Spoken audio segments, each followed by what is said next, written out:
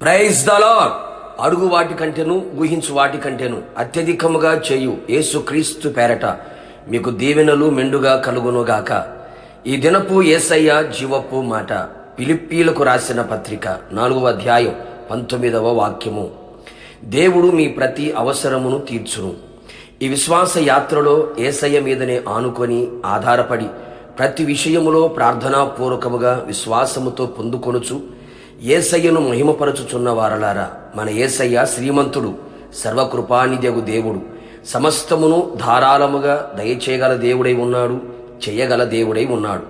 నీ ఆత్మీయ జీవితమునకు, నీ శరీర జీవితమునకు, నీ కుటుంబమునకు అన్ని విషయములలో కూడా సమస్త అక్కరలు అవసరములు తీర్చువాడై ఉన్నాడు.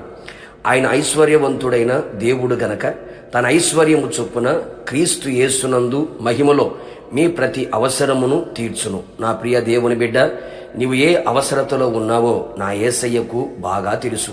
తగిన కాలమున తగిన సమయమున నీకు ఎప్పుడు ఇవ్వాలో చెయ్యాలో అప్పుడు చేసి నీ అవసరములన్నీ తీర్చును. తొందరపడకు, కంగారు పడకు, కలవరపడకు. యేసయ్య మీద ఆనుకొని విశ్వాసముతో ప్రార్థనాపూర్వకముగా ఎదురు చూచుచూ ఉండుము. ఓకి మించిన ఆయన ఘనకార్యములను నీవు చూచెదవు. ఆత్మీయ, శారీరక, కుటుంబ అవసరతలు కలిగి ఉన్నావా?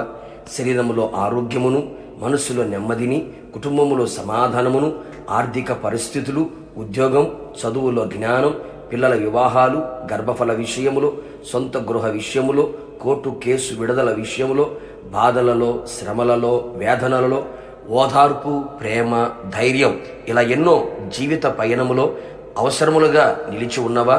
ఆయన వైపు చేతులు చాపము. నిశ్చయముగా గొప్పిలి విప్పి నీ గుండెల్లో ఉన్న ప్రతి కోరికను, అవసరమును ఆయన తీర్చును. నీ హృదయ వాంఛములన్నీ కూడా ఆయన తీర్చును. పరిశుద్ధ స్థలములో నుండి అన్ని విధాలుగా నీకు సహాయము అందించి ప్రతి అవసరతను తీర్చును. నీ ప్రాణము తెప్పరిల్లునట్లుగా, ఊపిరి పీల్చుకునే విధముగా నా దేవుడు తన కార్యమును నీ ఎడల ఆరంభించును. నా ప్రియ ఆత్మీయులారా, ఆత్మీయుల అవసరములు కూడా ఉన్నాయి. అవసరమైనది ఒక్కటే, అది యేసయ్య పాద సన్నిధి.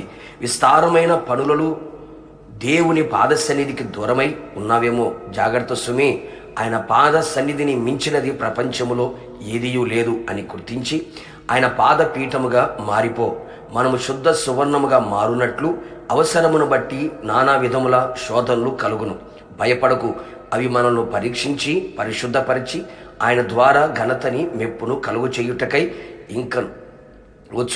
ఇంకను వినేవారికి మేలు కలిగే విధముగా క్షేమాభివృద్ధికరమైన ఆత్మలను రక్షించి బలపరిచే మాటలు అవసరమును బట్టి అనుకూల వచనమే మాట్లాడవలెను.